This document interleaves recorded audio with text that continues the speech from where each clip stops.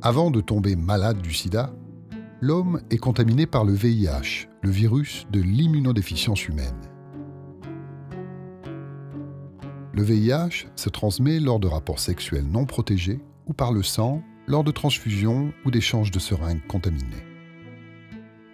Le VIH peut se transmettre aussi de la mère à l'enfant, pendant la grossesse, l'accouchement ou l'allaitement maternel.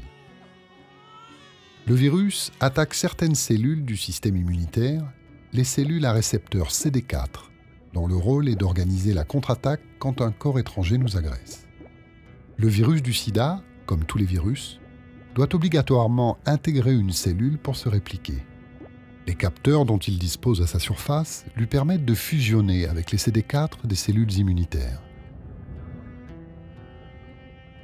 Une fois à l'intérieur de la cellule, le virus transforme son matériel génétique.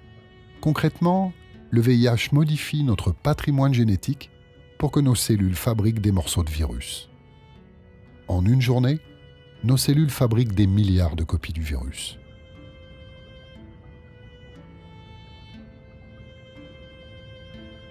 Durant cette première phase, les symptômes comme la fièvre et la fatigue sont souvent confondus avec ceux d'une grippe.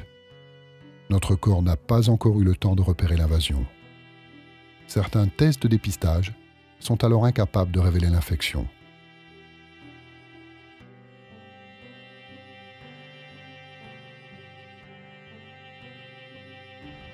Deuxième étape, l'armée de globules blancs menée par les CD4 attaque les virus. Le VIH, agressé, se réplique plus lentement. C'est la phase latente de l'infection qui dure en moyenne de 7 à 8 ans. Pas ou peu de symptômes. Nos défenses immunitaires restent fonctionnelles.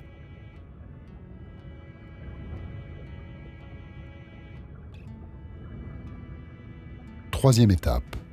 Notre système immunitaire s'est épuisé dans la bataille, le virus prend le dessus, le nombre de CD4 s'effondre. La personne séropositive tombe malade du sida et devient la proie facile de maladies opportunistes, comme la tuberculose par exemple.